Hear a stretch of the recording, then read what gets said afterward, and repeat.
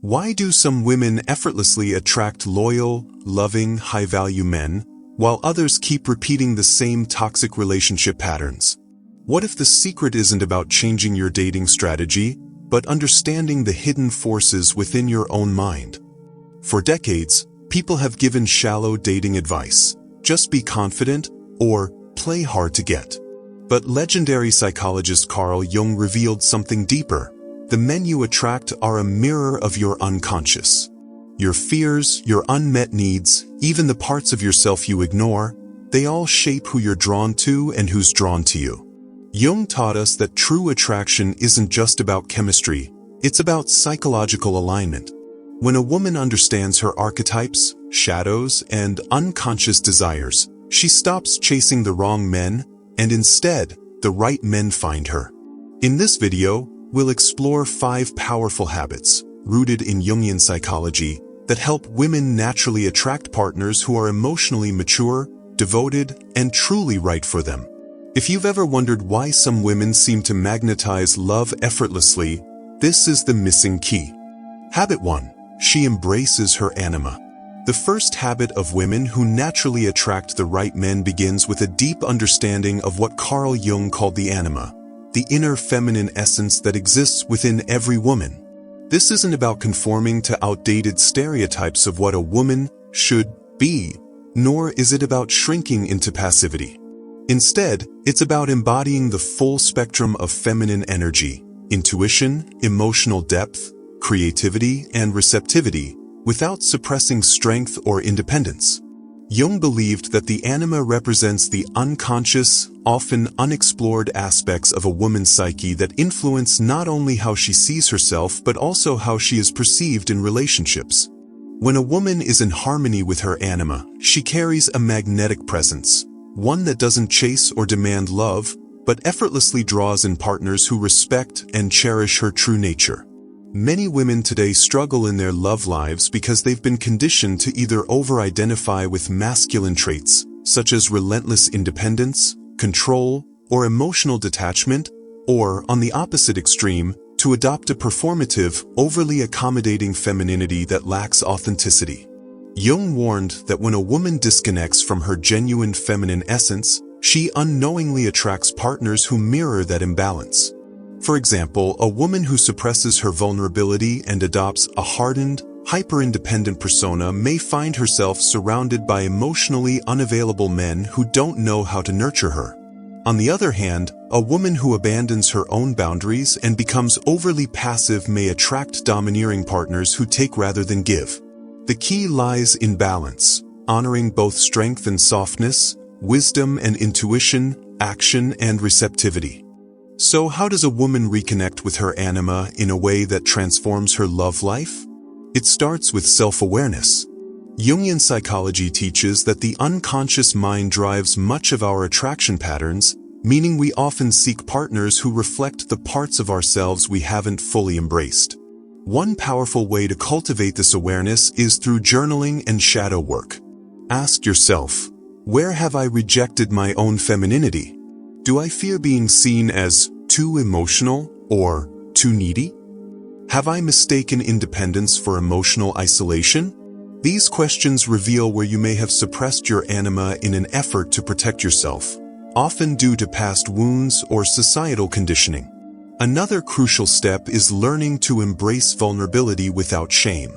The anima thrives in spaces of authenticity. When a woman allows herself to feel deeply, express her desires honestly, and trust her intuition without second-guessing, she becomes a beacon for men who value emotional depth and genuine connection. To see this principle in action, consider the difference between 2 women in dating scenarios.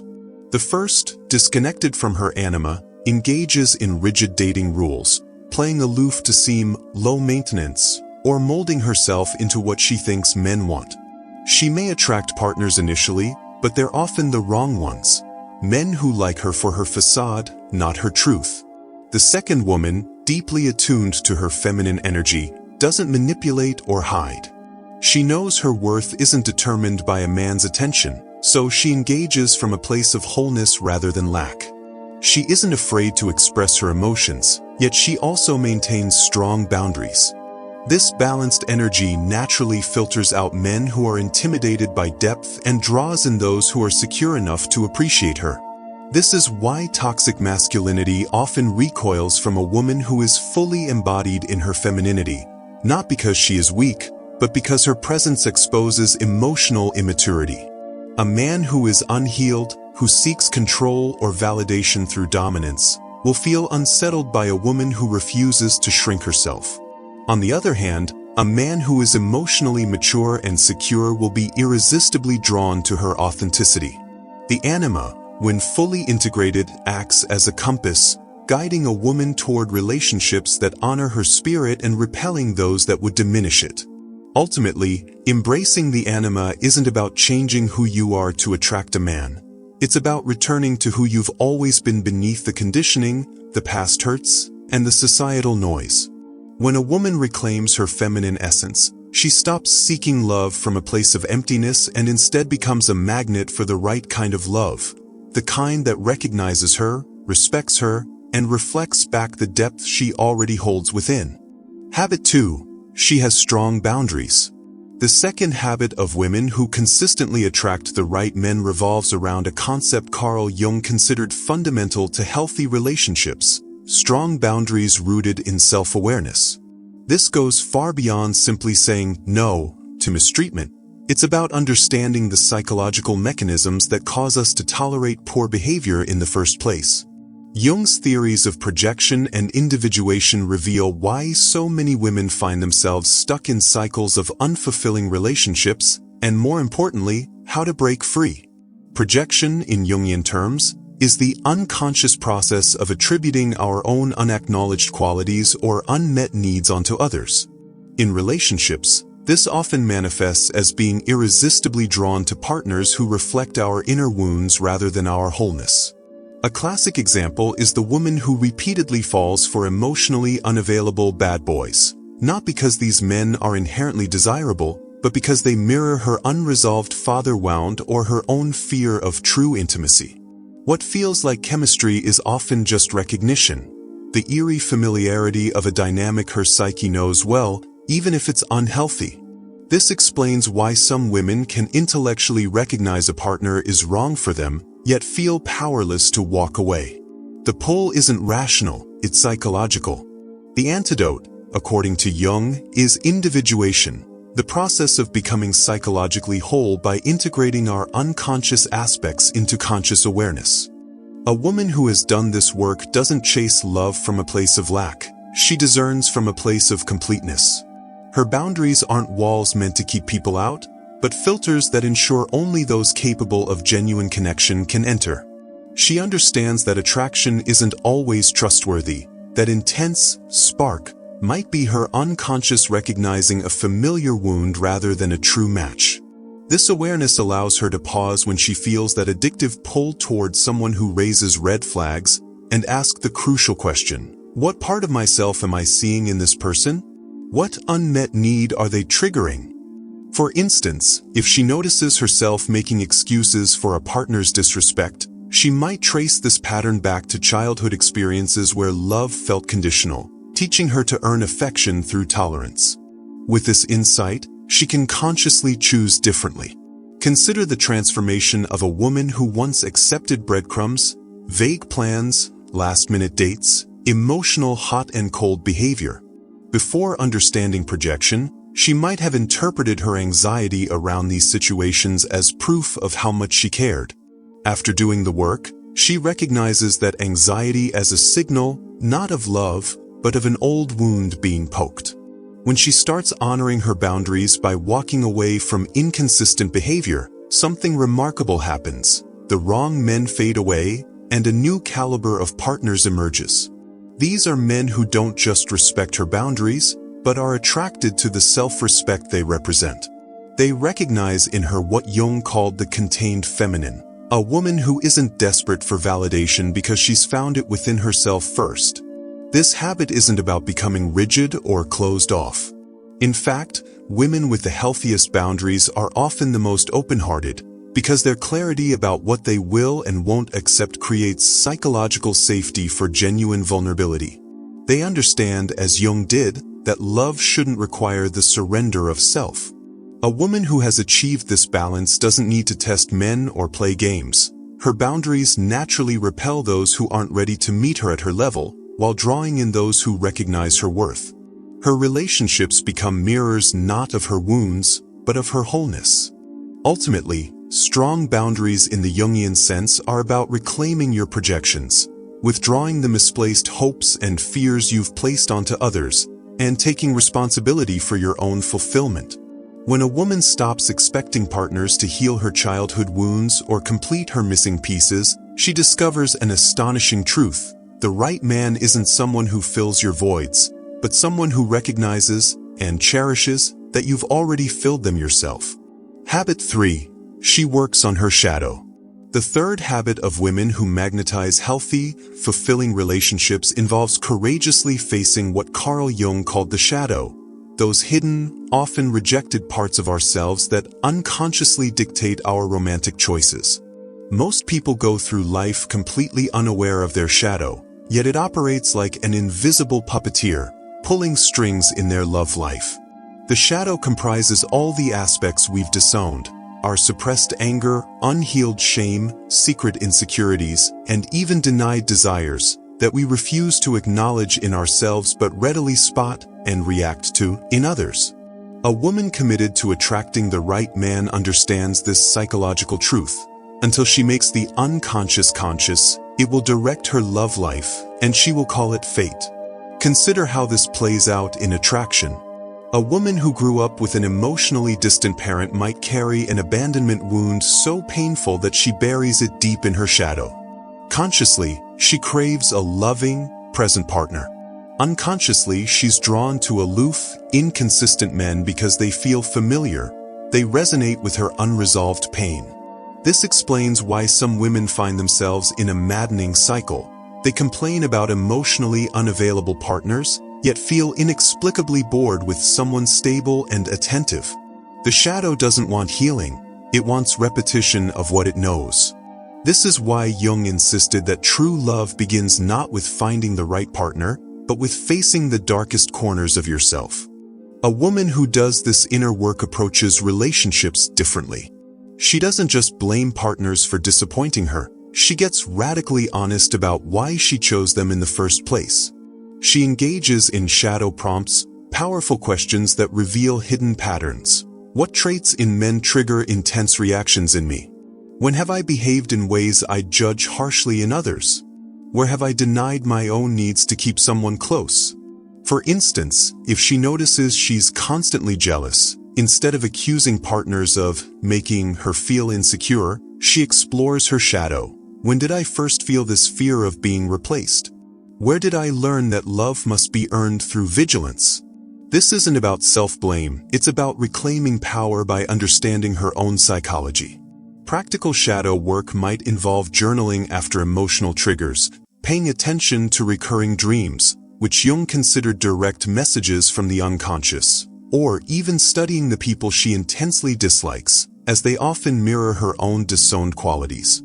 A woman who claims to despise needy partners might discover she judges neediness so harshly because she secretly fears her own dependence. Another who's always drawn to bad boys might uncover that she's repressed her own rebellious spirit, living too rigidly, and thus craves their freedom vicariously. The moment she integrates these shadow aspects, allowing herself to be both strong and soft, responsible and spontaneous, her attraction shifts. She no longer seeks completion in partners, but connection. The transformation is profound when applied. Picture a woman who spent years chasing men who withdrew affection, each abandonment reinforcing her core belief that she wasn't lovable.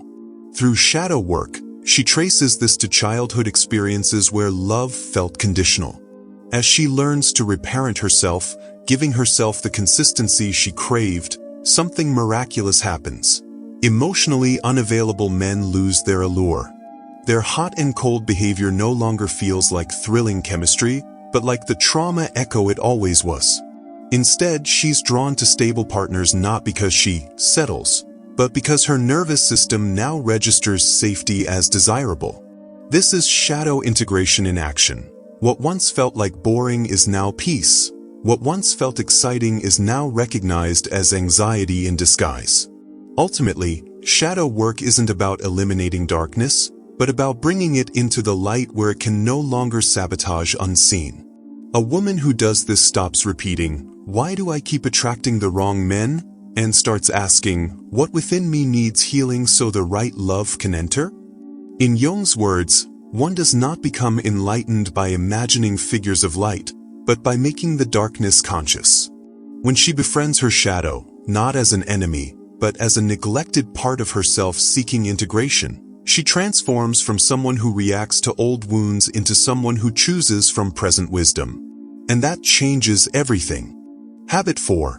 She lives authentically. The fourth habit of women who effortlessly attract the right partner stems from one of Jung's most profound psychological distinctions, the difference between the persona, the social mask we wear, and the true self, our authentic, unfiltered being. Most people navigate relationships from their persona, presenting a carefully curated version of themselves designed to be liked, accepted, or deemed valuable. But the woman who consistently draws in quality partners understands this crucial truth. Authenticity is the ultimate filter. She knows that every moment spent performing is a moment attracting someone who loves the performance, not the performer. Jung warned that over-identifying with our persona leads to what he called inflation, an ego state where we become so attached to our idealized image that we lose touch with our genuine nature. In modern dating, this manifests in countless ways. The woman who downplays her intelligence to avoid intimidating men, suppresses her emotional needs to appear low maintenance, or feigns interests she doesn't actually share to create false common ground. The tragic irony?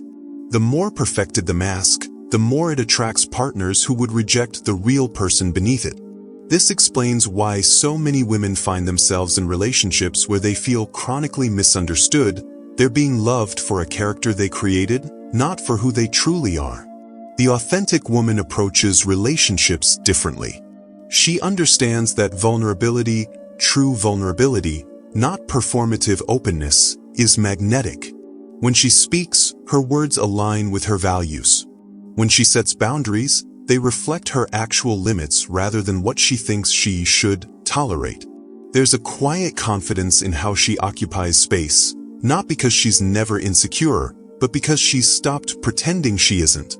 This authenticity creates a powerful discernment effect. Men who would only want her for her mask lose interest, while those capable of appreciating her depth are drawn in. Practical authenticity begins with identifying where you've internalized societal shoulds about how women ought to behave in relationships. Ask yourself, where am I censoring myself to be more palatable? What parts of my personality do I hide on first dates? When have I said yes when I meant no, just to keep the peace? For many women, the biggest breakthrough comes in admitting they want commitment in a culture that often rewards pretending otherwise. The woman who stops pretending to be cool with casual, when she actually desires depth and consistency, suddenly finds herself attracting an entirely different caliber of partners, not because she's changed her standards, but because she's stopped camouflaging them. This plays out powerfully in real-world dating dynamics. Consider two women on dates with the same emotionally mature man. The first, operating from her persona, laughs a little too hard at his jokes, withholds any controversial opinions, and casually mentions she's just looking for something fun when she actually craves connection. The second speaks her mind respectfully, isn't afraid to disagree politely, and honestly shares that she values meaningful relationships. The first might receive initial attention, but it's the second who commands genuine respect and interest, because she's giving him the rare opportunity to connect with a real person, not a projection. Living authentically doesn't mean oversharing or using brutal honesty as a weapon. It's about gradually removing the filters between your inner truth and outer expression. Start small. State a genuine preference when asked where to eat rather than defaulting to, "I don't mind." Share an opinion you'd normally keep quiet about. Notice when you're tempted to mirror someone's personality and instead allow your natural self to emerge. Each time you choose authenticity over approval, you strengthen your psychological integrity, what Jung called individuation, the process of becoming your undivided self. The romantic rewards of this work are profound. When a woman stops performing, she stops attracting partners who fall for the performance. The men who remain are those capable of appreciating her complexity, who love her quick wit and her quiet moments, her confidence and her vulnerabilities. They're drawn not to who she's pretending to be, but to who she actually is. In Jungian terms, she stops seeking projected love for who she's pretending to be, and starts experiencing real love for who she truly is. And that makes all the difference. Ultimately, this habit isn't about changing who you are to attract better partners. It's about stopping the changes you've been making to attract the wrong ones. The authentic woman understands that the right man isn't someone who needs her to be perfect, but someone who recognizes that her imperfections are part of her perfection. As Jung famously said, the privilege of a lifetime is to become who you truly are. In relationships, this privilege extends further. It's not just becoming yourself, but being loved precisely for that self. When a woman reaches this place, she doesn't need to chase love. She becomes the kind of woman the right man can't help but pursue. Habit 5. She understands the animus.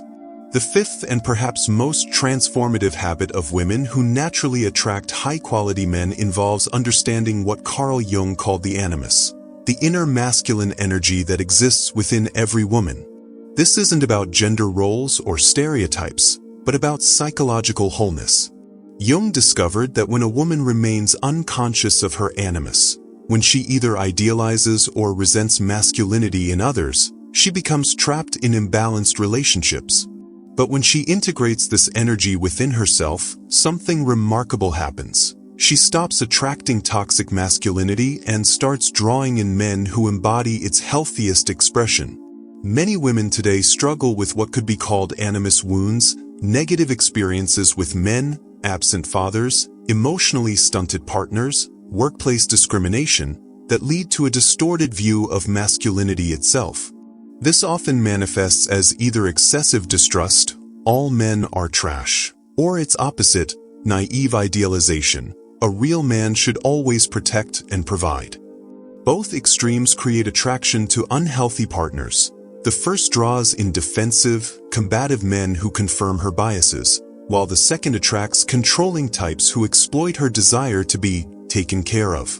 The woman who has done her inner work approaches masculinity differently. She respects its positive aspects, decisiveness, protection, logical clarity, without needing to either worship or vilify them. This integration begins with examining your unconscious beliefs about men. Ask yourself, what messages did I absorb about masculinity growing up? Do I secretly believe men are inherently dangerous or incompetent?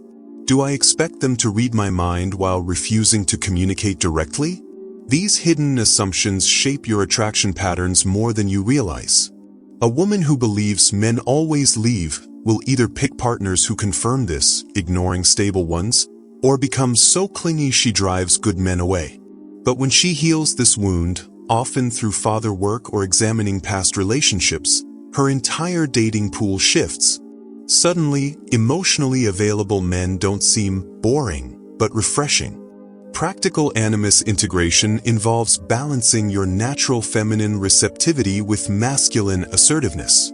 This doesn't mean becoming more like a man, but developing the ability to set boundaries without guilt, articulate needs directly rather than hinting, and take decisive action when needed. The feminine excels at intuition and nurturing, the masculine at protection and direction. A woman comfortable with both can soften without becoming a doormat, and stand firm without becoming rigid. For example, in dating, she doesn't play games or drop hints. She kindly but clearly states her expectations early. This clarity terrifies commitment-phobic men but deeply attracts those ready for something real. Consider the transformation of a woman who once joked, "All men are trash," after a string of bad relationships. Initially, this attitude acted as a shield, but also as a magnet for exactly the kind of men she claimed to despise. When she began doing the work, exploring her father's emotional absence, acknowledging where she'd tolerated poor treatment, her energy shifted. She stopped using sarcasm as armor and started showing up with open-eyed discernment. The change in her dating life was profound. The manipulative players lost interest because she no longer engaged in their drama, while a new type of man began appearing, one who appreciated her strength but didn't need to break down walls to reach her heart. This habit ultimately comes down to wholeness, recognizing that mature masculinity isn't something to fear or fetishize, but an energy you can relate to from a place of equality.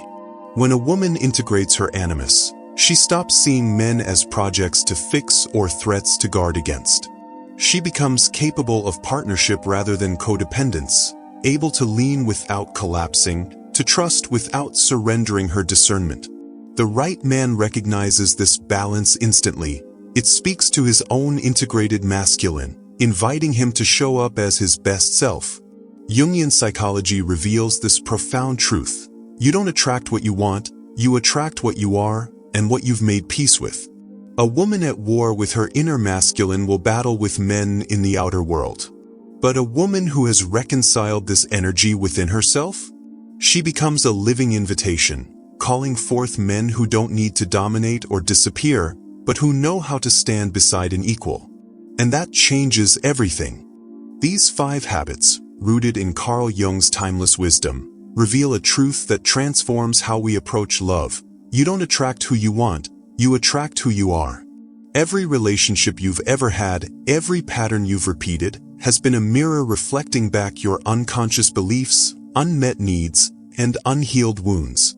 But the moment you take responsibility for that reflection, when you embrace your anima, set boundaries from individuation, integrate your shadow, live from authenticity, and reconcile your animus, your love life stops being a series of accidents and becomes a conscious creation.